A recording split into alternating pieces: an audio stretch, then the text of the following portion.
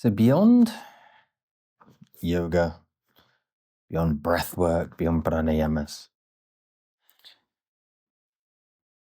when we're talking about Kundalini, there are so many misunderstandings thanks to different opinions and different scriptures written in different times and different histories. What most people understand, especially in the West, as yoga, doesn't matter the form of yoga.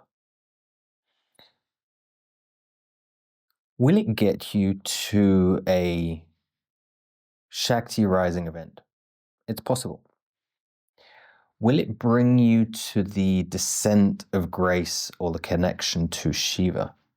Again, it's possible. How long is it going to take you? Well, as yoga says, at least a lifetime. There are people that claim you can have a Kundalini awakening from breathwork. Is it possible? Well, again, breathwork will stimulate prana in your body. It can be an amazing thing. It can stimulate the DMT in your brain, in your pineal. And you can work and you can do, and it's not a 5-minute breathwork session that's going to get you there, but you can do. There are many different types of breathwork that you can do.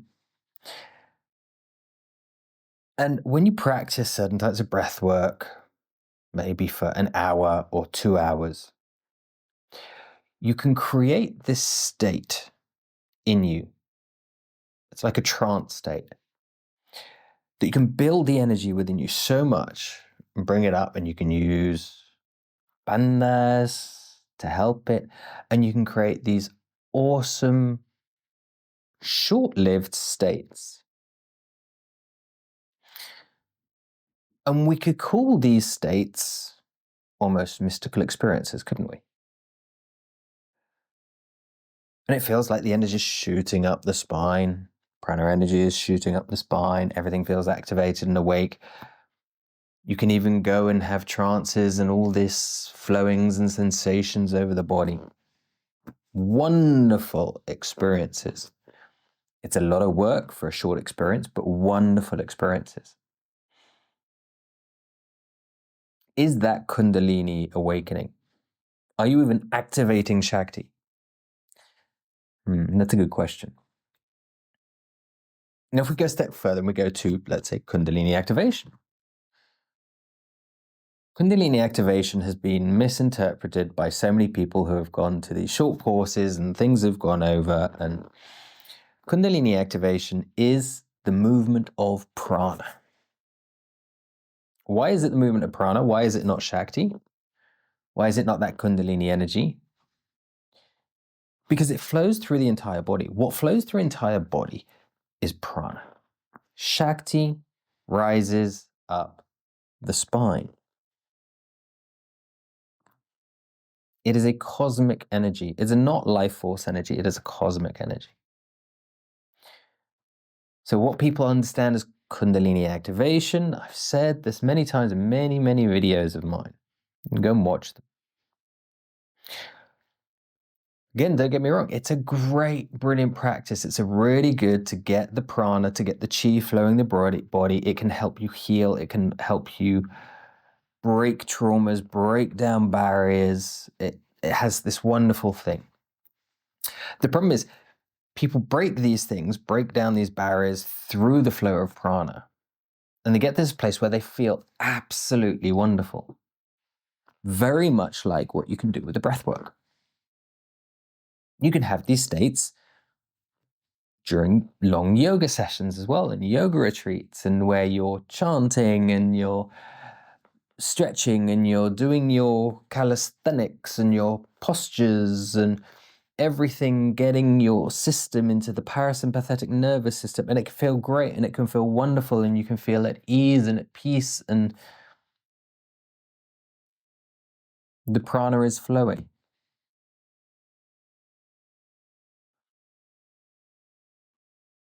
That is not a Kundalini awakening.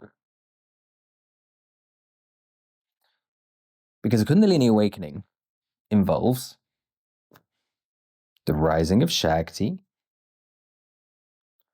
and the descent of grace, said in one form, or the connection to consciousness. And now the connection of consciousness does not necessarily mean, oh, well, I start having visions, and you can have visions taking ayahuasca and things like that. That's not a connection to consciousness. That's a connection to your own mind to help you break through processes and things like this. To reach consciousness, you have to set aside, to reach Shiva, you have to set aside your ego. By ego, I mean all your subconscious programming, and be completely open.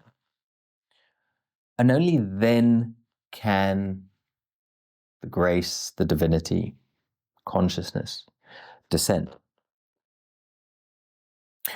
Once consciousness has descended, you then, through certain practices, align that with Shakti. So we have Shakti, we have Shiva, then forms Shakti Shiva. That would be a Kundalini awakening. Most people these days that talk about Kundalini awakening, unfortunately, normally not necessarily through fault of their own, they are taught, they are told what an awakening is. And they have these experiences that they feel at peace and they feel lovely and after a retreat. And they're told this is an awakening. And it's like, no, it's not. That's just relaxation. That's just stimulation of pranic energy, of the parasympathetic nervous system. But they learn that that's an awakening. And so they then go and tell other people, and they start saying they're a facilitator, and they start going and telling people that that is a Kundalini awakening. And so, through ignorance, that's a negative word, but it's through ignorance, through lack of study, through lack of connection to discernment, perhaps being fed by the ego to feel special, to feel more. They say they're doing and giving people Kundalini awakenings, they're doing Shaktipat. And so then you get these arguments of what is Shaktipat? Oh, this is one level of this type of Shaktipat, another type of Shaktipat, another type of Shaktipat. I've talked about levels of Shaktipat. And there are levels of Shaktipat because Shaktipat depends on two things. Shaktipat is from guru to disciple or master to student or whatever you want. When working together, when one, the guru or the master is fully prepared, depends on their level, depends on the level of the student. And this is why there are different levels of Shaktipat, because it doesn't just depend on the level of the master, it depends on the level of the student to where you can get to. And so we distinguish these things into levels to try and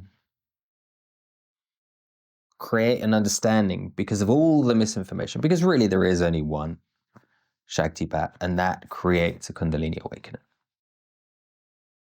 But because of all this misguidedness, we have to install these different levels, talk about it, process it. And so many people, and I mentioned this, you have to be aware that Kundalini awakening is a rare event. So many people these days think they've had one, unfortunately, because they've been misguided, mistaught. They think a state of peace for a short-lived period, a mystical experience, is reaching that state of bliss. And yes, perhaps we could say it is a momentary connection to bliss. in some cases, but it is momentary. That does not mean you've had an awakening. It doesn't even mean you've had a rising experience. It just means you brought yourself into a trance state, much like in a religious experience. Darren Brown, a mentalist, shows you how you can create a religious experience within 15 minutes to someone. And they have this amazing, wow, breakthrough light bulb moment. That by no means is a Kundalini awakening. So be careful of the people you choose to learn from. Do your research. Listen to different teachers. I've listened to some very amazing teachers that can use the most sophisticated yogic language that almost you need a PhD to understand. And their teachings are very profound. Don't get me wrong, their teachings are very profound. Yet when it comes to Shaktipat, they sort of almost step away from it, or they try and say, and there are many reasons we can speculate as to why they do this.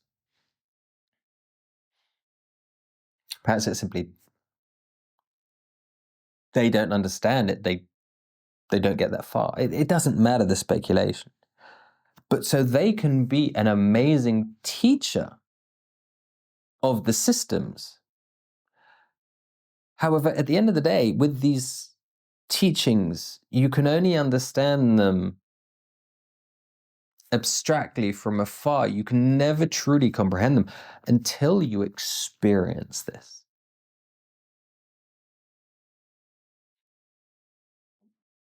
Yoga is a great thing, or what they call yoga in the West. Breath work can be a great thing. Kundalini activation, pranic activation can be a great thing. These are all amazing tools. But to get you to Kundalini awakening, is it impossible? No. Will it take a long path, a long process to get there? Yes. The fastest way to get to an awakening is through